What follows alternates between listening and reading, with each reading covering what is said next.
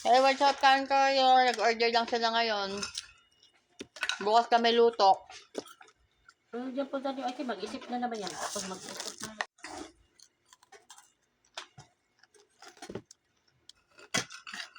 Anong gusto ko yung chicken na yun? Mandali lang. Tagal? Ang pinag-usapan nila ngayon, yung kwarto na naman. Paano paggawa? Paglagay mga kama. Ay, nako. Pag-usapan nila kung sino nang kukunin nila. Ano pinag-usapan? Yung kamo pinag-uusapan yun, hindi yung kamo pinag-uusapan yung kukunin sa Pinas. Yan nga. Ano? Eh kayo nga, alis eh. Ako pa hindi alis. Hindi ka maaalis.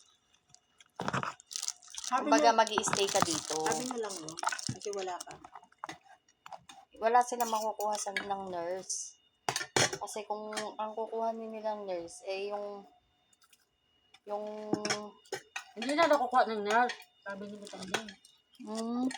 Di ba sinabi sa'yo? Panggabi na lang. Siguro yung panggabi na lang. Ito nila kasi araw mo. Ngayon mag-aano sa umaga. Mm-mm. Dami.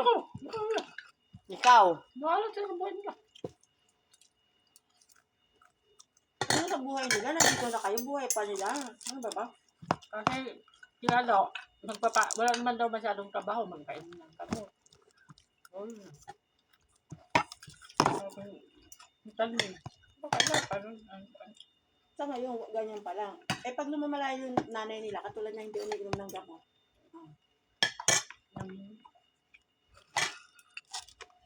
Halo pa. Kala nila mananatiling ganyan lang yan. Hindi ah. Hindi. Ganun. Haba ang buhay niya, pero kahirapan sila sa pera niya.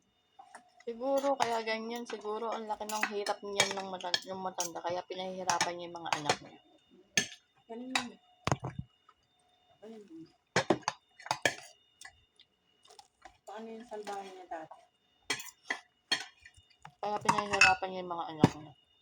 salbahin yan sa baking Ano sa inyo? Tama yung ano niya. Sabihin na niya sa mga tao na magnakaw.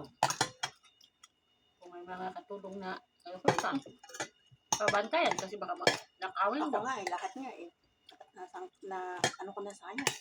Ganyan naman yan. Mm-hmm. Hindi naman siya paniniwalaan yung nanay natin. Wala naman talaga akong balak gawin sa kanya. Si or lang yung kunyari, anuhan niya, tara, hanapin natin.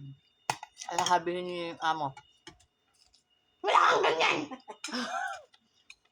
Pinaprank ka agad eh. Siyempre, to tama naman yung kay Butanding. Hindi niya pinalalaki, diba? Kasi pag tagal, mangungulit na mangungulit.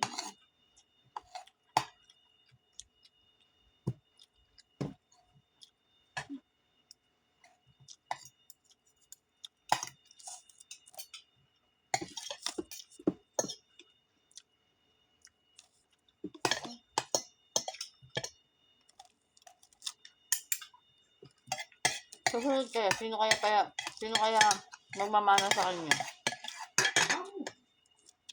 Sa mga anak niya. Sa babae, sa lalaki.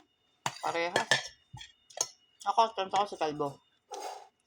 Sa lalaki.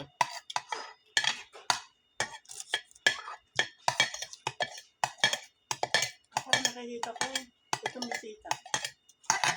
Itong bisita ngayon. Hindi kayo ano. Hindi nakabisita. Parang may pagka-straight siya niya.